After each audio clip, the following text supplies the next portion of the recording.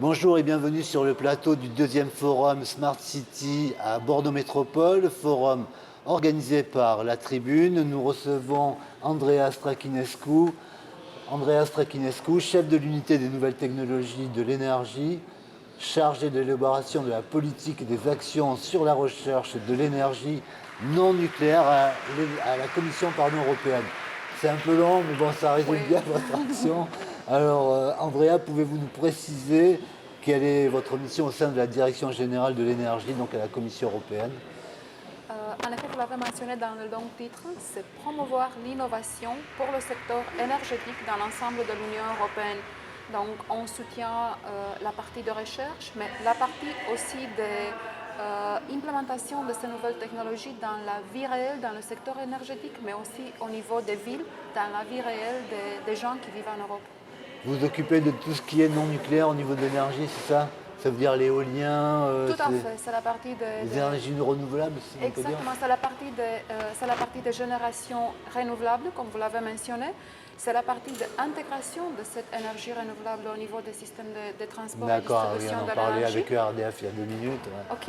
Et on arrive jusqu'à la partie de consommation et de l'énergie au niveau des gens comme nous. Et en effet, comment on peut impliquer les consommateurs d'énergie d'aujourd'hui dans une optimisation de leur consommation et D'accord. certains aussi de devenir acteurs et de pouvoir gérer ces flux d'énergie d'une manière optimale.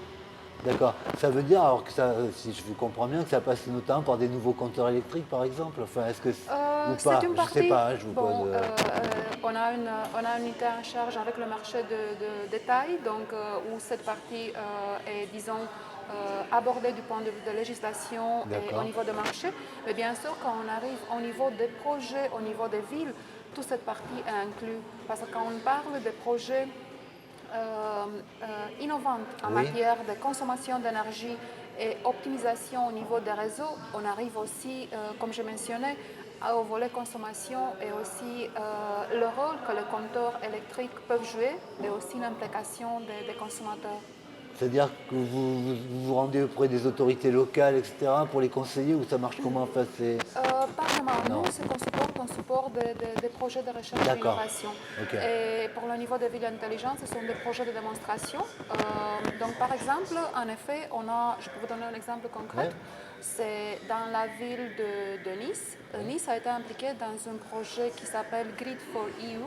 Et on a eu un démonstrateur Alors ça veut complet. dire réseau, votre réseau ou réseau pour vous, votre réseau, quoi, c'est ça à peu Oui, c'est près? un peu ça, c'est un peu ça. On parle de génération de renouvelables et intégration dans le réseau, aussi utilisation des solutions de stockage de Ah l'énergie oui, ouais, et très de bien. Ok. comptoirs intelligents. Donc vous voyez, ce sont des solutions intégrées qu'on les démontre par l'intermédiaire de ces projets au niveau dans des environnements réels. Et bien sûr, l'objectif ultime, c'est que les projets de démonstration ne s'arrêtent pas à la stade de démonstration, mais ils sont ensuite répliqués sur un territoire D'accord. plus large. D'accord. Et c'est, comment dirais-je, vous en êtes au démarrage en fait de cette stratégie ou c'est déjà une stratégie qui a fait ses preuves ailleurs, dans d'autres pays de la communauté européenne Oui, enfin, en effet, l'innovation a deux volets. On peut parler d'innovation au niveau des technologies ou innovation au niveau d'une solution. On peut parler soit des technologies qu'on les teste pour la première fois, ouais, on parle peut-être de technologies qui ont été déjà testées, mais elles seront testées d'une manière innovante dans une solution intégrée. Donc, innovation peut aussi exister au niveau de l'intégration optimale des ah technologies oui, et d'accord. déjà démontrées. D'accord, des modalités, on va dire, oui, Exactement, bien sûr. exactement. Ça, Oui. c'est important. Donc, vous parliez des projets, ces projets donc, qui viennent de la base, entre guillemets, on a parlé de Nice, ça va être aussi, pourquoi pas, des projets que vous pourrez mettre à Bordeaux Métropole, etc., et que vous pourriez appuyer s'il y en avait, enfin... Bon, nous, on ne peut pas aller chercher des Non, villes. je ne dis pas que Il vous allez faut que... chercher, mais si Oui, ça oui, tout à remonte fait. vers vous. Oui. Non, non, tout à fait. En effet, il y a une histoire assez intéressante des villes françaises, leur participation dans des projets européens au niveau des villes. Et on voit en effet que les villes qui ont été impliquées dès le départ, ce sont celles qui continuent. Première génération de projets au niveau de l'énergie, ce sont les projets Concerto qui visaient seulement l'intégration des renouvelables au niveau des bâtiments et D'accord. rénovation efficacité Ah oui, énergétique. bien sûr. Oui. C'était Grenoble, c'était Lyon impliqué. Maintenant, Lyon, ils sont venus et ils seront dans un projet Smart Cities. Donc, vous voyez, D'accord. c'est un développement en effet évolutif.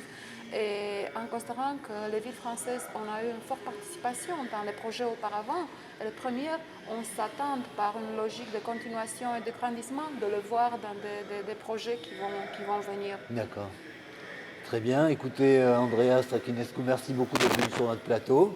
Avec Bon, on plaisir. vous dit à bientôt parce qu'il y aura d'autres forums Oui, sur bien les Smart sûr. Cities. Merci encore. Bonne journée Merci à vous. beaucoup. Bonne journée. Au Merci. revoir. Au revoir.